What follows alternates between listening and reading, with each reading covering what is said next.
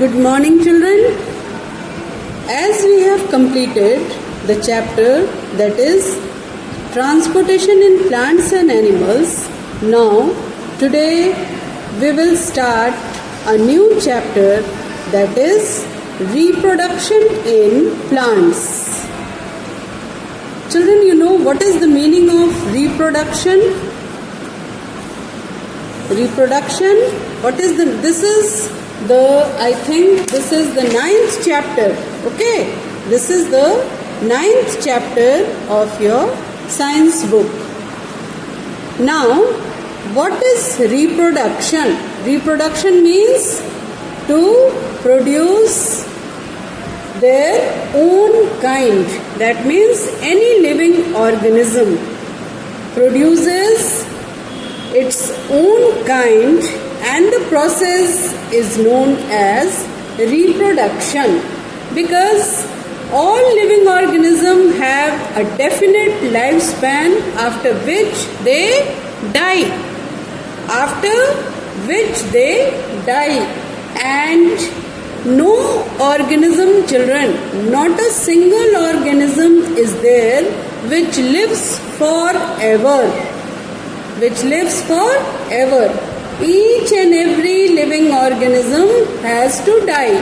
So, however, you can say that all living organisms are able to produce more of their own kind before their death.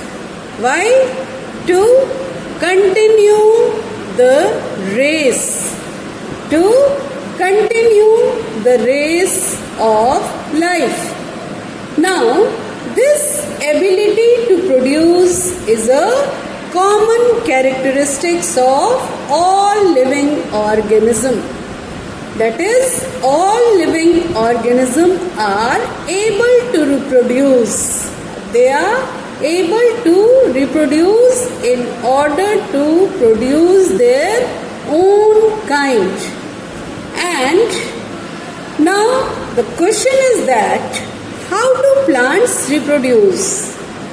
What are the different processes with the help of which they are supposed to reproduce? Children, you know that there are different parts of a flowering plant. A flowering plant has different parts. Flowering plants has different parts. They have roots, they have stems, leaves, and many other. So these parts are known as the vegetative parts of a plant, excluding the flower. Okay, the flower is the reproductive part of a plant. Rest all the parts are vegetative parts of a plant. So flowering plant has two parts, that is the vegetative part and reproductive part.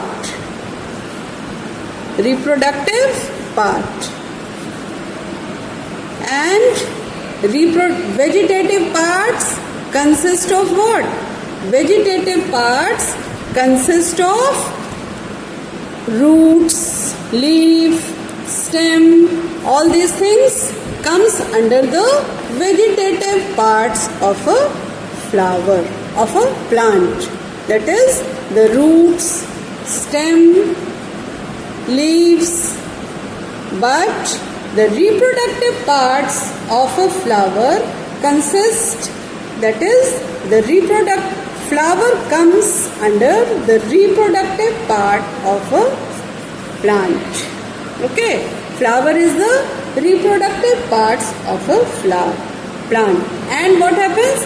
These flower changes into fruits. And you know very well that fruits contain seeds. And when the seeds germinate, they form new plant. When the seeds germinate, they form new plants. Now we will learn about the types of reproduction in plants.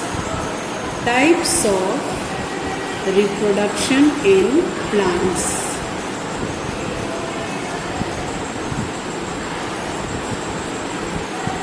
First is asexual reproduction, and the second one is sexual reproduction.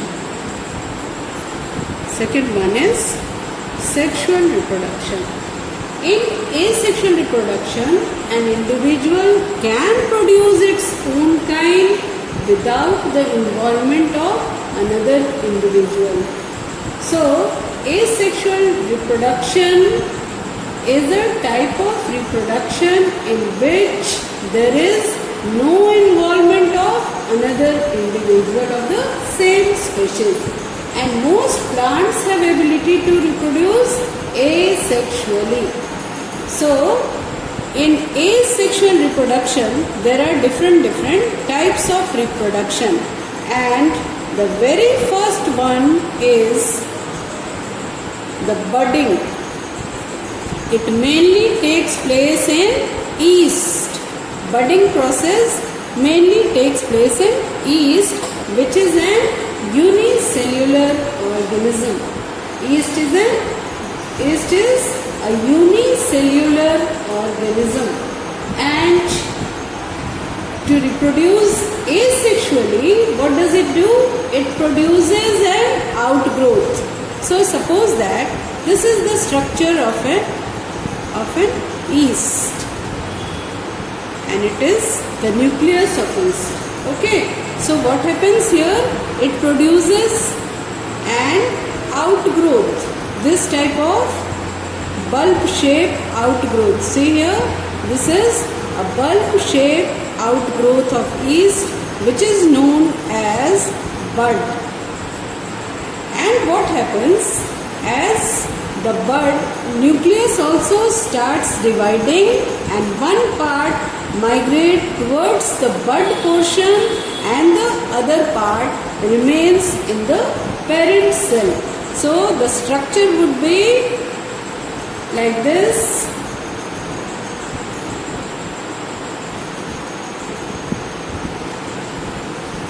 See, here is the nucleus which migrate towards the bud portion, and one is remaining in the parent cell. And then what happens? This bud also starts developing. This bulb also starts developing, and finally it gets detached from the mother plant. That is, this is the bud and this is the parent cell. So see, from here one yeast, double yeast is formed, and this also takes place in chain, which results in the production of number of yeast cells. Okay, it results in the, when it is formed, when the bud is formed in chains, then it results in the production of number of yeast cells in a very short time only. So children, this is the process of budding, which takes place mainly in yeast, and yeast is a unicellular organism. And what happens here? See, you see the structure of yeast and its nucleus, and how the nucleus migrates towards the, how the nucleus migrates, here you see, it migrates towards the nucleus, and finally it gets broken down into two pieces.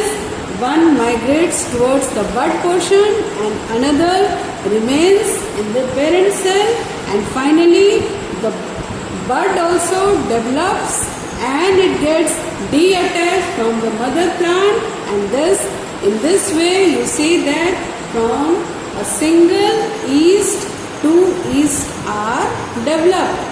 And when it takes place in the form of chain, when the budding takes place in the form of chain, then what will happen? Then it will result, if suppose that it will form like this in the form of chain, then what will happen? From a single yeast, lots of yeast are produced in a very short time. Now the second type, that is second example of asexual reproduction, is the fragmentation process. Fragmentation process. It mainly takes place in Spirogyra. It mainly takes place in Spirogyra, which is an algae. So what happens?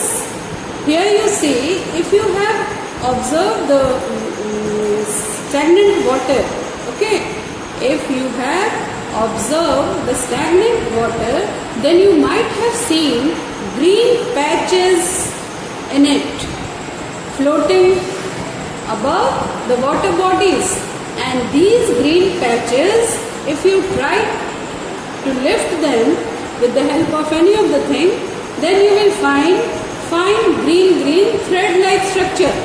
These are the alga, and one such alga is Spirogyra.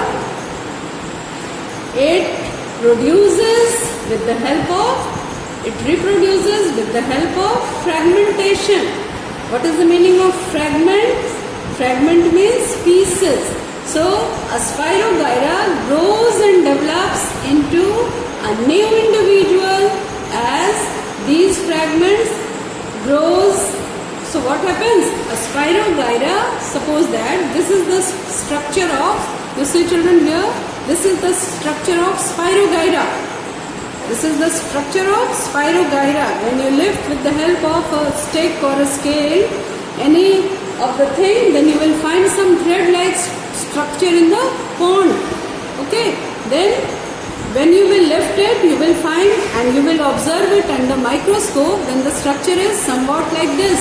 It is a Spirogyra, which is an example of alga. So a Spirogyra breaks up into two or more fragments. See here, it breaks into two or more fragments or two or more pieces, and these pieces are in position to develop into a new individuals. As this process continues, the whole pond may get covered by green patches.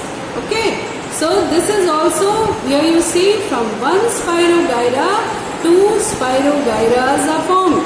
So this is an example of the process of fragmentation. It simply breaks into pieces, and each part is capable to grow.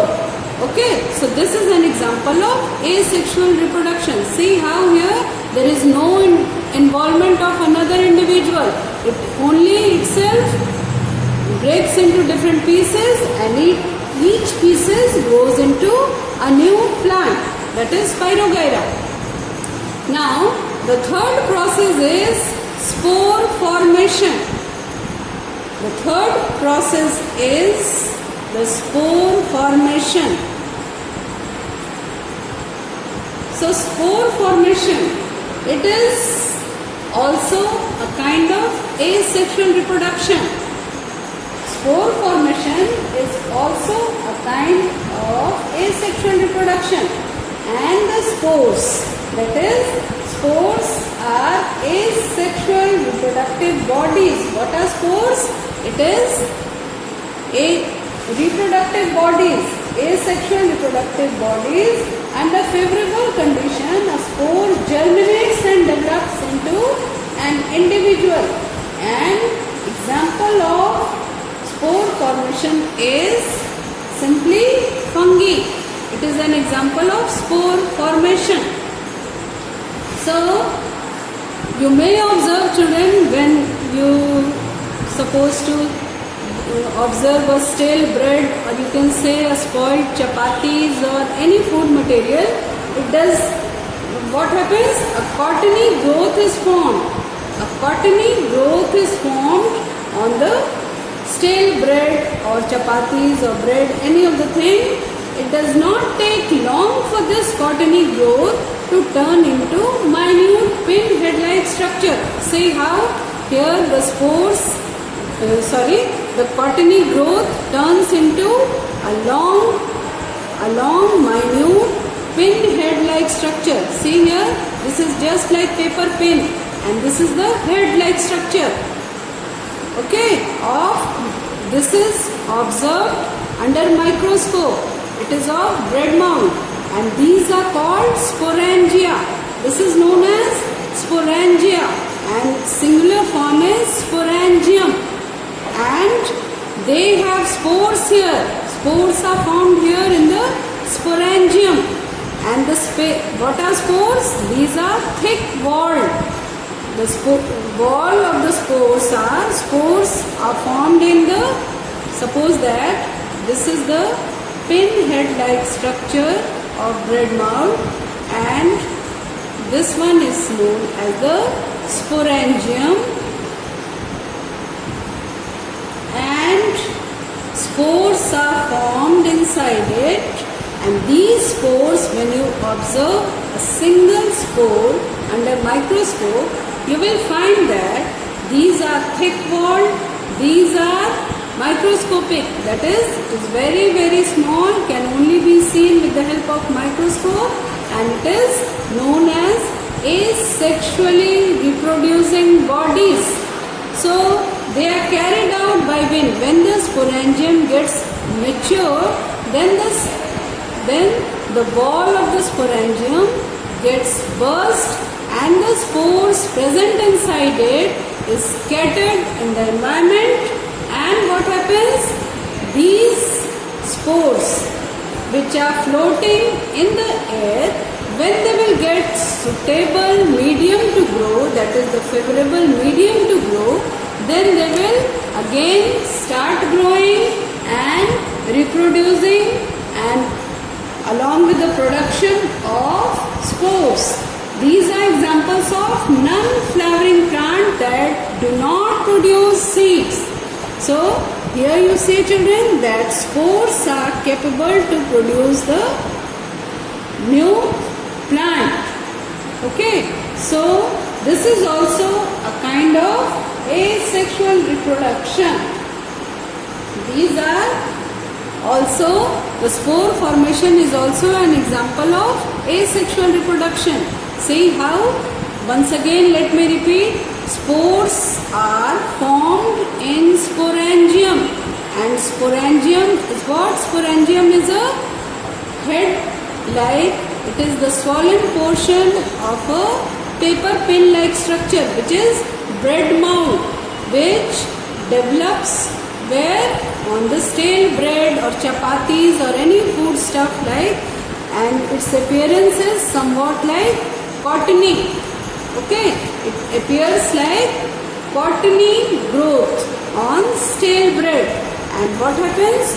From here you see that when the spores are developing inside the sporangium, and when the sporangium gets mature, then what happens? It bursts and the spores present inside it is free to float in the air now, and when they will get favorable condition, they will again grow, and in this way the reproduction takes place by asexual reproduction. Okay, so this is also an example of asexual reproduction. Now one more type you have to study, that is the vegetative propagation. It is also a kind of asexual reproduction. So you see, children, here that asexual reproduction